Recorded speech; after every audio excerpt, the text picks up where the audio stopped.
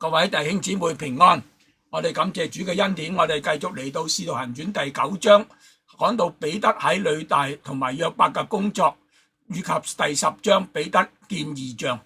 我哋先低頭，我哋嚟到祈禱。主耶穌，我哋滿心感謝你恩典，我哋感謝你嘅保守同埋引導，使我哋平安嘅度過一個禮拜。今日我哋再一次喺網上嚟到一齊學習《使徒行傳》，求主嘅靈與我哋同在，幫助我哋嚟到明白。今日我哋要講到就係彼得見異象同埋哥尼流點樣嚟到全家嘅歸主。我哋將以下嘅時間好恭敬交在主嘅手中，求聖靈與我哋同在，俾講嘅聽嘅都有你嘅智慧。我哋蒙受你嘅恩典，特別喺呢個世代裏邊，我哋更加需要你嘅話語嚟到支撐，使我哋生活行為都喺主嘅恩中不斷嘅長進。我哋禱告交託，奉主耶穌基督名祈求，阿門。好啦，第二點，我哋講到彼得見異象，經文就記載喺《使徒行傳》第10章9至到16節。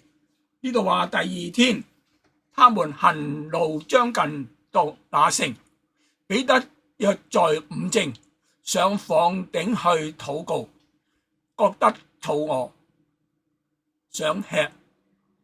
那家的人正預備飯的時候，彼得點啊？彼得魂遊象外，看見天開了，有件物降下，好像一塊大布，係在四角墜在地上，裏面有地上各樣四足的走獸和昆蟲，並天上的飛鳥。有聲音向他說：彼得，起嚟，宰了吃。彼得卻說：主啊，這是不可的，凡俗物和不潔淨的物，我從來沒有吃過。第二次有聲音向他說：上帝所潔淨的，你不可當作俗物。這樣一連3次，那物隨即收回天上去了。第一，彼得見異象嘅時候，《使徒行傳》10章9節話係第2日，佢哋行路將近到那城，彼得約在午正就上咗房頂嚟到禱告。彼得見異象嘅時候，正係哥尼流派人去喺個路途當中，將近去到彼得所住嘅嗰個城，即係約伯嘅時候。第2日，佢哋行路將近到那城，就係講哥尼流嘅所差派嘅人。呢句話與上下文緊密嘅相連，讓我哋睇到神奇妙嘅安排。佢先向哥尼流顯現異象，跟住又用適當嘅時刻向彼得嚟到顯現。換一句話講，神同時用兩個唔同嘅人嘅喺兩個唔同嘅人嘅身上嚟到同時做工，使彼得同埋哥尼流都同樣得到啟示，並且係朝住一個方向嚟到前行。喺哥尼流呢一方面，神使佢明白佢喜悅將福音傳俾外邦人，並且要將聖靈賜俾佢哋，正如賜俾猶太人一樣。第二，呢度講到彼得喺晏晝即係正午啦，12點左右嘅時候咧嚟祈禱。所以《使徒行傳》10章9節下話，彼得約在午正上房頂禱告。喺呢度頭到午正嘅禱告，讓我哋聯想到《使徒行傳》第3章，彼得同埋約翰在申初上聖殿禱告。而呢個1章嘅30節亦都記載哥尼流亦都喺申初禱告嘅時候係睇到異象。由此我哋可以睇到虔誠嘅猶太人每日都有佢哋固定嘅禱告嘅時間。值得留意嘅就係佢哋並唔係每一日都睇到異象，得着特別嘅啟示。相反地，佢哋淨係好似平常規律嘅禱告嘅生活當中，持續嘅向神敞開自己。正因為咁樣，當神要講說話嘅時候，佢哋就能夠領受。呢度就提醒我哋，屬靈嘅經歷往往唔係偶然嘅，而係建立喺長久忠心嘅禱告嘅生活上邊。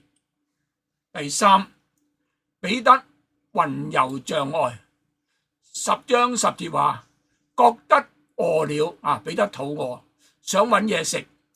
那家嘅人正預備飯嘅時候，彼得魂遊象外。彼得正係進入魂遊象外嘅狀態，係佢感覺到肚餓，等候食飯嘅時候。聖經似乎刻意嘅嚟到指出呢一個嘅細節，讓我哋睇到就在呢個極其日常甚至身體需要嘅時刻，神向佢嚟到顯現。魂遊象外原文有仿佛出神驚異嘅意思，亦都可以譯作驚奇或者驚訝。有啲聖經馬可福音5章42啦，啟示錄5章26啦，使徒行傳3章10節等等，都有呢啲嘅內容。咁樣唔係指靈魂出竅，而係形容人喺一種超越平常嘅理性狀態中，專注神所顯出嘅景象。因此，我哋唔可以將魂遊象外誤解成為神秘或者超自然嘅靈魂嘅經歷，更唔可以認為凡係精神恍惚嘅時候所睇到嘅嘢，就必然係從神而嚟。但係彼得呢一次嘅經歷嚟講，下文就清楚證明呢個異象確係出於神，是神對佢哋清楚而有具體嘅指示。第四，使徒所見嘅異象，10章11至16節，佢睇到乜嘢？看見天開了，有一物降下，好像一塊大布，係着4角，追在地上，裏面有地上各種4足的走獸和昆蟲，並天上嘅飛鳥。又有聲音向他說：彼得，起來宰了吃。彼得卻說：主啊，這是不可的，凡俗物和不潔淨的物，我從來沒有吃過。第二次有聲音向他說：上帝所潔淨的，你不可當作俗物。第10節話：這樣一連3次，唔係一次，一連3次，那俗物那物隨即收回天上去了。喺呢度我哋睇到一個特別要注意嘅地方，異象中出現咗各類嘅走獸、昆蟲同埋飛鳥。根據利未記11章嘅記載，食物原本係有潔淨同埋不潔淨嘅分別。當彼得聽見聲音對佢講起來宰了吃嘅時候，佢所睇到嘅正是包括咗潔淨同埋與不潔淨兩類嘅食物喺當中。彼得即刻就回應：凡係俗物唔乾淨嘅，我從來都冇食過。由此可見，神吩咐佢宰了吃嘅，正係佢一向認為唔可以食嘅。但係神卻對佢話：上帝所潔淨的，你不可當作俗物。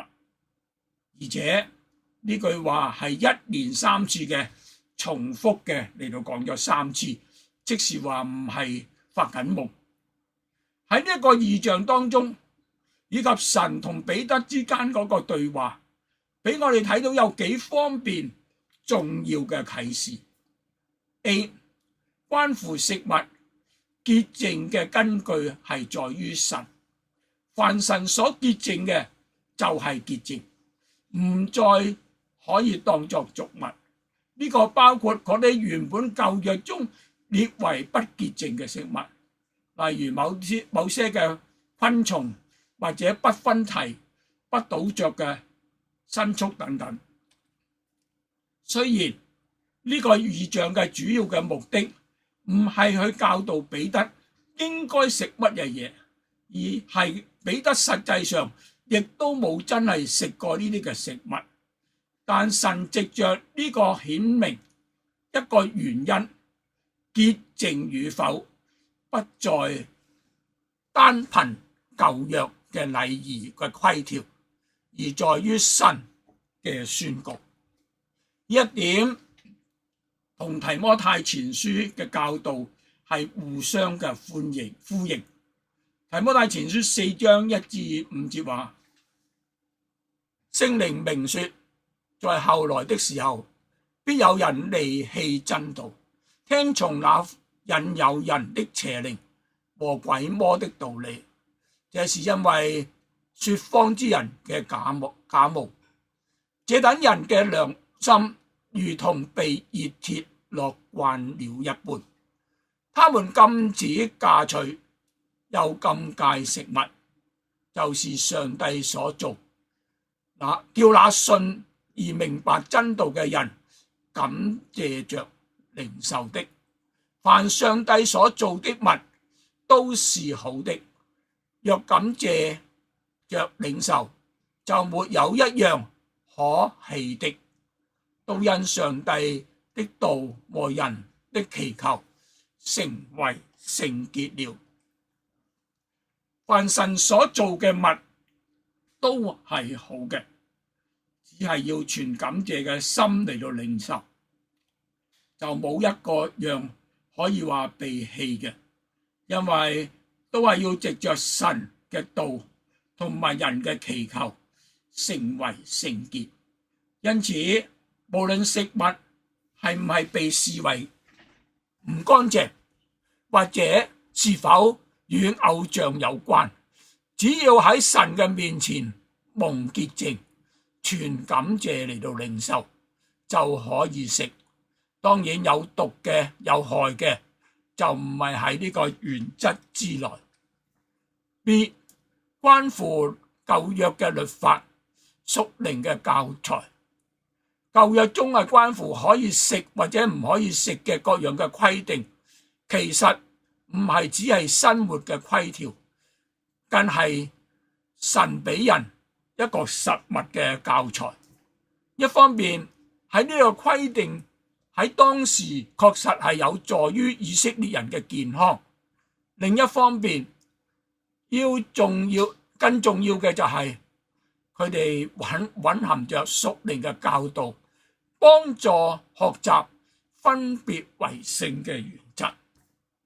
對今日基督徒嚟講，我哋唔再返到去嗰啲禮儀性嘅規條之下，而係要明白其中屬靈嘅意義。我哋要順從神話語而生活嘅人，唔好盲目跟隨世界潮流嘅人。因此我哋應當從呢啲規條當中領會神真正要我哋遵守嘅心意，而唔係將重點放喺食物嘅本身潔與不潔嘅當中。C. 關乎彼得與我哋福音突破嘅界限。呢個今日主要嘅信息就係福音突破嘅界限。喺呢個異象中嘅核心嘅教導，其實唔係關於食物，而係關於人，特別係外邦人。神藉着潔淨同埋不潔淨嘅食物嚟到象徵猶太人嘅觀念嘅外邦人，對彼得同埋以及當時猶太嘅信徒嚟講，嗰啲未受割禮嘅外邦人一直被視為同救恩係無份。呢個係同神嘅心意咧係唔同嘅。但神清楚嘅嚟到糾正呢個觀念。點解啊？上帝所潔淨嘅，你不可當作俗物。既然神已經潔淨嘅，佢哋就唔再成為不潔，反而要分別為聖，歸給神嘅人。彼得對呢方面係一個極大嘅突破，對我哋今日嘅信徒亦都一個重要嘅提醒。我哋唔可以用自己嘅成見去限制神嘅恩典。呢三次嘅重複，咁就肯定睇到係出於神。喺異象中，嗰塊大布連同其中嘅活物，以及從天上來嘅聲音，係一連三次嘅出現，然後先至收回到天上去。喺呢三次嘅重複，具有重要嘅意義。一方面係為咗加強彼得嘅印象，佢使佢知道呢個異象真係從神而嚟，而唔係自己喺度恍惚中嘅幻覺。另一方面，亦都預備佢個心去接納一個原本難以接受嘅真理。但係神俾佢呢個嘅異象，究竟要佢做乜嘢嘢呢？答案並冇立刻完全嘅嚟到揭曉，但係我哋從聖靈喺下文一步一步就可以更加嘅顯明。第三就係聖靈嘅指引，10章17至23節，彼得心裏正在猜疑之間，不知所見的異象是什麼意思。哥尼流所差來的人已經訪問到西門嘅家，站在門內喊着問，有稱彼得的西門住在裏面沒有？彼得還思想那異象嘅時候，聖靈向他說，同一時間聖靈向他說，有3個人來找你，起來下去和他們同去，不要疑惑，因為是我差他們來的。於是彼得下去見那些人，說，我就是你們所找的人，你們來是為什麼緣故？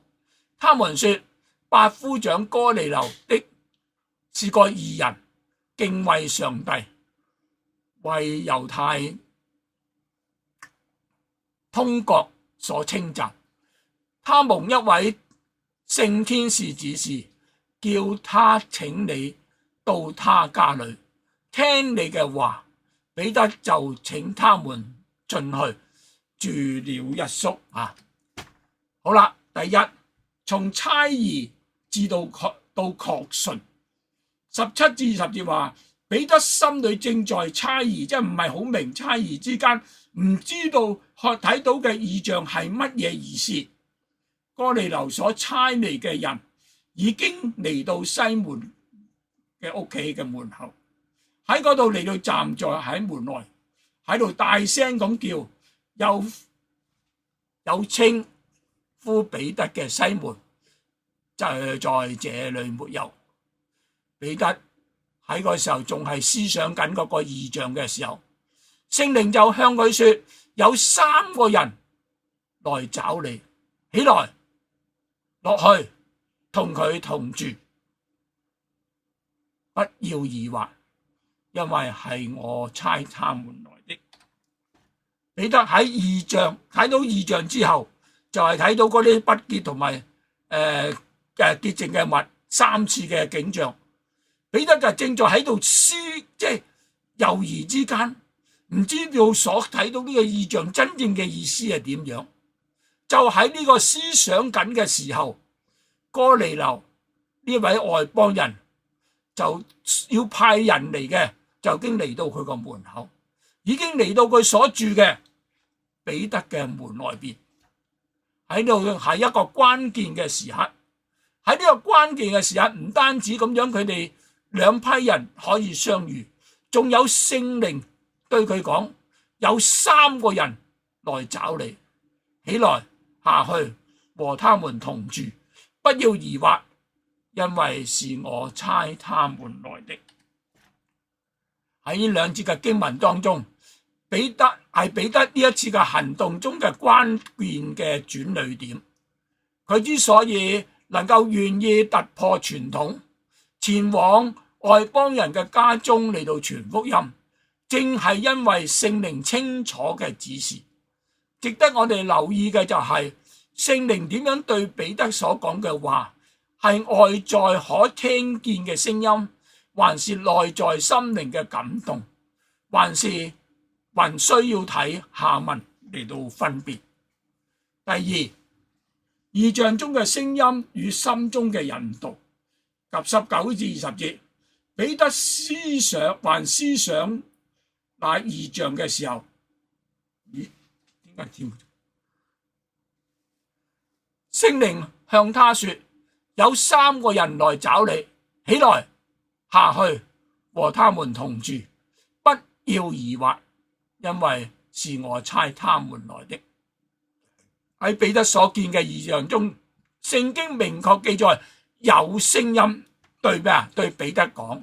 我哋嚟睇10章13節，又有聲音向他說：彼得起來宰了吃。15節，第二次有聲音向他說：上帝所潔淨的，你不可當作俗物。咁樣顯然係可以聽見嘅聲音，但喺異象之後，當彼得仲喺度諗緊嗰個異象嘅時候，聖靈就再向佢嚟到講說話。呢個更可能是在佢心靈嘅深處清楚嘅嚟到引導，並非係外在可聽嘅聲音。喺度俾我哋睇到一個重要嘅原則，神往往先藉着異象或者講話，讓人去思想嚟到領會，然後再藉着聖靈喺你個心裏邊作出清楚嘅引導同埋確定。第三，聖靈向佢說話嘅特點，19節話，喊着說：有稱呼彼得的西門住在這裏沒有？彼得默想還思想那異象嘅時候，聖靈仲向佢講：有3個人嚟揾你。咁樣就強調係聖靈向彼得嚟到講，並唔係彼得自己喺度自言自語，亦都唔係佢內心嘅推測，而係一種係從神而嚟，清楚且帶有權威嘅指示。特別係聖靈指出有3個人嚟揾你，呢個唔係彼得能夠預先知道嘅嘢，卻實際嘅情況同實際嘅情況係完全嘅吻合。後嚟彼得回述呢啲經歷嘅時候提到《使徒行傳》11章11至12節，佢就再一次回述呢個經歷。正當那時，有3個人站在我們住的房門前，是從凱撒利亞差來見我的。聖靈吩咐我和他同去，不要疑惑。同着我去的還有6位弟兄，我們都進了那人嘅家，就係哥尼流嘅家，並且當時仲有6位弟兄同佢同去，成為見證嘅人。當彼得一落到樓下，親眼睇到另外嘅3個人嘅時候，佢就更加嚟到確信呢個就係聖靈嘅指引。第四，3個奉差遣嚟嘅人，20節話他們說百夫長就係哥尼流嘅幾個義人，是個義人。呢度話百夫長哥尼流是個義人，敬畏上帝，為猶太通國所稱讚。他蒙一位聖天使指示，叫他請你到他家裏去，聽你的話，要聽彼得嚟到講話。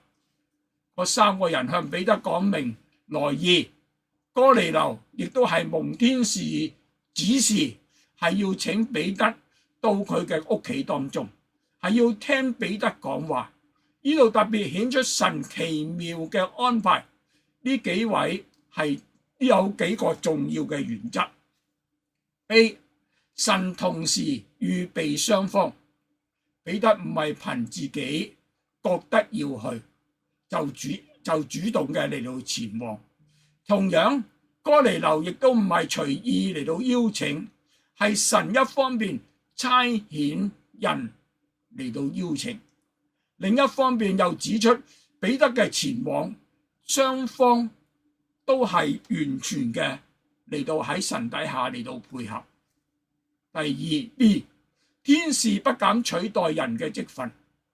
天使雖然向哥尼流顯現，卻冇直接嘅向佢嚟到傳福音，只係吩咐佢要揾彼得嚟。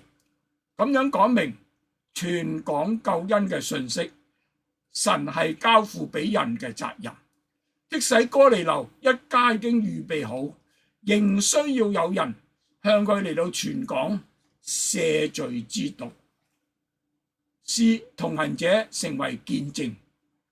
23節話，彼得就請他們進去住了一宿，就係嗰幾個人嚟揾彼得嘅人，就喺彼得嘅屋企住咗一晚。彼得不單止單獨前往，仲帶住約帕嘅幾個弟兄同去，唔係佢一個人去。所以我哋可以睇《使徒行傳》11 至18節，如果大家要清楚，有啲人後來成為重要嘅見證人，證明咗彼得進入外邦人嘅家，向佢哋傳福音，確實係出於神嘅帶領。從一段說話我哋睇到，神嘅引導唔係混亂嘅，而係清楚嘅，係有次序嘅。先有異象引發思想，再有聖靈嘅說話帶嚟確定，同時預備環境與人物，並且留下見證，使人無可推諉。呢個亦都提醒我哋，當我哋真係尋求神旨意時，我哋唔需要急躁，而且要在禱告中等候，在思想中嚟到分辨聖靈嘅引導底下嚟到順服前行。好啦，於是彼得咧就真係去見哥尼流啦。24至33節，又次日又另外一日啦，他們進了凱撒利亞。哥尼流已經請了他的親屬，密友等候他們。彼得一進去，哥尼流就迎接他，俯伏在他的腳前拜他。彼得卻拉他說：你起來，我也是人。彼得和他說話進去，見有好些人在那裏聚集，唔係哥尼流一個，係好一群人。就對他們說：你們知道猶太人和別國嘅人親近來往本是係不合宜嘅，呢個係彼得講。但上帝已經指示我，無論什麼人都不可看作俗而不潔淨的。所以我被邀請嘅時候，我就不推辭而來。現在請問你們叫我來有什麼意思呢？哥尼流說：前4天這個時候，我在家中守着申初禱告，忽然有一個人穿着光明的衣裳站在我面前說：哥尼流，你的禱告已蒙垂聽，你的周濟達到上帝面前，已蒙紀念了。你當打發人往約伯去，請那稱呼彼得的西門來，他住在海邊的一個笑皮匠西門的家裏。所以我立時打發人去請你，你來得了很好。現今我們在上帝嘅面前，要聽主所吩咐你嘅一切話。好啦， A 會見嘅情形，大家相見嘅情形， 24至26節，因為又次日，他們進了凱撒利亞，哥尼流已經請了他的親屬朋友，唔單止係親屬，仲有朋友等候他們。彼得一進去，哥尼流就迎接他，俯伏在他的腳前拜他。彼得卻拉他說：你起來，我也是人。當彼得一行人到達凱撒利亞嘅時候，哥尼流已經早已喺嗰度，一班人嚟到預備好一切，請了佢嘅親屬同埋佢嘅密友嚟到一齊嘅等候。可見佢唔單止為自己嚟到渴慕神嘅話，亦都盼望佢身邊嘅人一同一齊嘅得到呢一個嘅福分。當路加寫呢本書嘅時候，好細緻嘅記錄咗呢一段嘅對話，包括咗神向哥尼流指示，彼得所見嘅異象，彼得同僕人嘅對話，以及呢度兩個人嘅見面，係整個事件充滿咗真實感同埋歷史性。咁樣詳盡嘅記載喺當時仍有存住猶太觀念，唔容易去接納外邦人嘅信徒嚟講，係具有重要嘅意義。整件嘅事件並非人嘅主張，而係神完全嘅主動嘅安排，因為神定義要將福音亦都傳俾外邦人。所以呢度大家要留意，好多時候以為猶太人唔信基督先至外邦人先至得着呢個福分，但係唔係神嘅心意。喺人犯罪之後，神要將每一個人都要拯救，無論佢係猶太人或者外邦人，只不過係時間上邊嘅先後。既然係咁樣，邊個能夠嚟到質疑神嘅作為呢？當彼得進入去到呢個屋企，哥尼流即刻就迎接佢，甚至佢好尊重彼得，俯伏喺佢個腳前。呢一種舉動喺舊約當中曾經出現人對人嘅尊敬嘅禮儀，好似亞伯拉罕迎接客旅，創世記18章2節，佢目觀看見有3個人在對面站着，他一見就從帳棚門口進去迎接他們，俯伏在地，向客人下拜。創世記23章7節，亞伯拉罕就起來，向那地的客人下拜。12節，亞伯拉罕就在那地的人民面前下拜。或睇到雅各見以掃嘅時候，一連7次嘅俯伏。創世記33章3節，他自己在他們前頭過去，就講雅各一連7次俯伏在地上，就挨近他哥哥。呢啲嘅都係尊敬人嘅禮節，而唔係當人當作神咁嚟到敬拜。但係喺呢家嗰個情形當中呢，哥尼流可能因為異象嘅影響，佢對彼得產生咗過分嘅尊崇，甚至帶有將彼得神化咗嘅傾向。因此彼得就即刻拉住佢起嚟說：你起來，我也是人，同你冇分別。彼得呢一句話清楚嘅表明，人只係神嘅器皿，唔可以取代神嘅位置。真正當受敬拜嘅只有神自己。B 解釋應邀嘅理由，27章27至33節，彼得和他說着話進去，見有好些人在那裏聚集，就對他們說：你們知道猶太人和別國嘅人親近來往本是不合理的，但上帝已經指示我，無論什麼人都不可看作俗而不潔淨。所以我被邀請嘅時候，我就不就不推辭而來。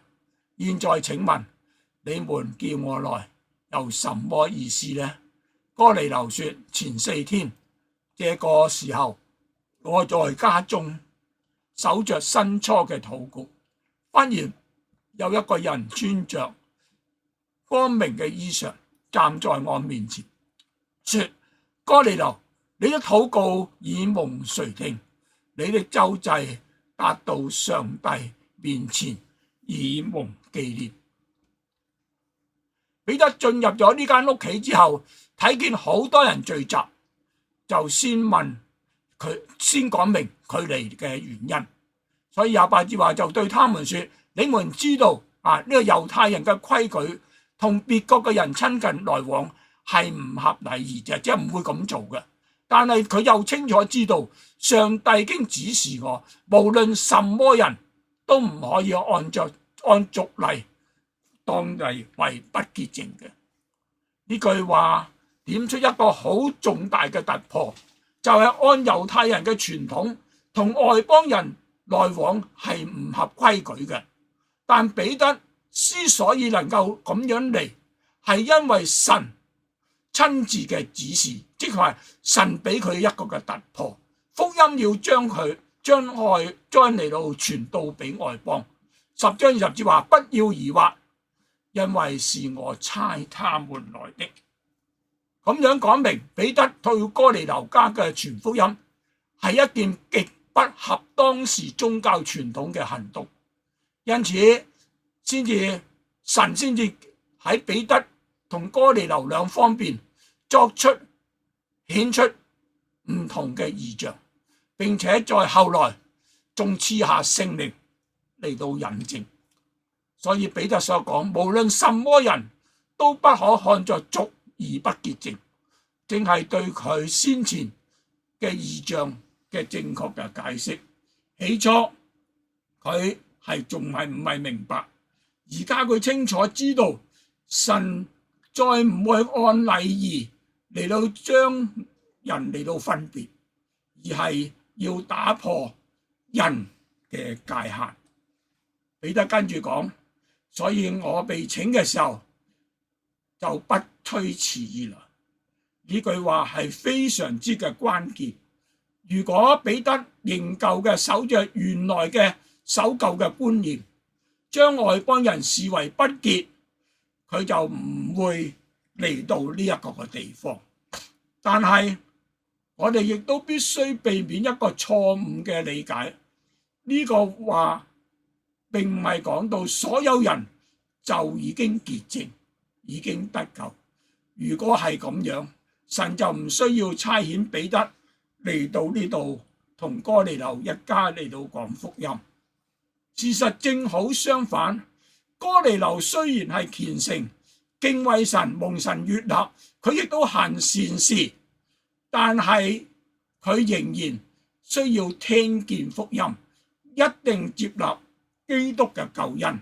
正如彼得稍後所宣告嘅10章43節話：凡信他的人，必因他的名得蒙赦罪。呢個他就係耶穌基督嘅名。因此唔好看作俗而不潔淨，係指示出唔再拒絕人，唔再排斥人，而且願意將福音帶俾佢哋，並唔係講到自己已經自然得救，無需要悔改嚟到信主。哥尼流之後嘅回應，重述佢異象嘅經過，並且你咁講，現在我們都在上帝嘅面前，要聽主所吩咐嘅一切話。這一句話就顯明出佢哋嘅屬靈光景，佢哋已經預備好啦，敬畏神，等候神，只係仍然缺少咗一個關鍵嘅事，就係藉着信耶穌，接受基督嘅救贖，嚟到領受呢個嘅聖靈。呢一段讓我哋睇到兩個重要嘅原則。第一，神嘅作為會打破人嘅成見，不要用自己嘅傳統限制神嘅恩典。第二，人嘅虔誠唔能夠代替福音，再虔誠嘅人亦都需要聽見，仲要接受耶穌基督嘅救恩。好啦，我哋今日就講到呢一度，下一個禮拜呢，我哋都繼續講呢個彼得見異象嘅，繼續嘅嚟到講落去嘅。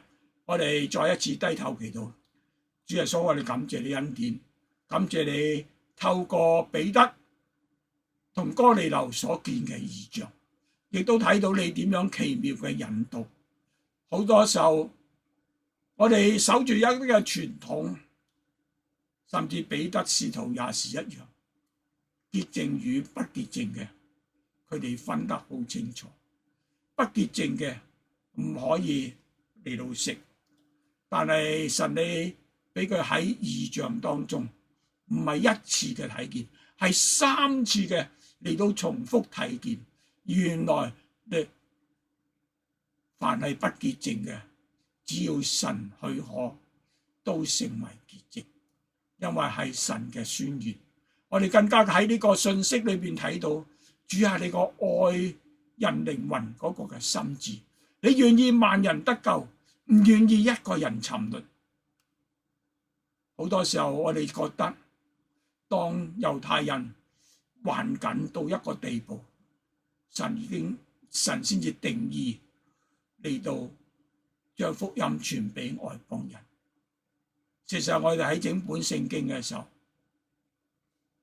實在唔係咁樣。當人未犯罪嘅時候，神你已經預備咗救恩，係為世人嚟到預備嘅，唔係話為猶太人預備，係為世人得救嚟到預備。所以耶穌基督成為人嘅救贖，因為佢係神嘅兒子，佢又係一位義人。佢嚟到地上一生就要見證神嘅大能。佢本來就係神，佢願意釘身喺十字架上邊。冇錯，按次序佢係先拯救猶太人，但係唔係一定係佢哋拒絕咗先至俾到外邦人。如果佢哋冇拒絕，全部信晒嘅時候，咁我哋外邦人唔可以得到救恩咩？呢個唔係你嘅心意，因為你願意萬人得救，唔願意一人沉淪。同樣今日你藉着彼得嚟到睇到猶太人嗰個守舊，佢謹守猶太人嘅律法，但係從呢段嘅聖經裏邊，神已經使呢個規條有所突破，要將福音傳到外邦去。喺呢個時候我哋更加清楚，唔係淨係保羅係外邦嘅使徒。喺呢個時候我哋睇到彼得亦都係被聖靈差派做咗外邦人嘅工作。喺呢個時候已經嚟到開始，我哋睇到哥尼流係一個好虔誠嘅人，係一個好虔誠嘅外邦人。佢嘅周濟係蒙神憐憫，通國人都知道佢係一個義人。佢本來係一個官，好有名利，有財有勢，但係呢度講到佢係一個義人，通國都讚賞佢，甚至佢禱告都蒙道主嘅紀念。所以喺度我哋又學到個功課，好多時候我哋禱告嘅時候，神你就將你嘅意念顯明在我哋嘅心中。所以我哋敞開我哋嘅心嚟到向你禱告，向你單純嘅嚟到禱告，你就會將你嘅心意嚟到向我哋顯明，以致我哋行喺你嘅恩中。有好多時候我哋真係唔明白我哋嘅際遇，或者我哋面臨我哋身體有患疾，甚至係絕症，或者個配偶又突然間有病。我咁愛主，點解呢啲事臨到我身上？我哋好多地方係唔明嘅，但我哋當我哋每一日喺我哋嘅住處安靜喺你面前等候嘅時候，你必嚟到安慰，嚟到同在，將你嘅心意嚟到顯明。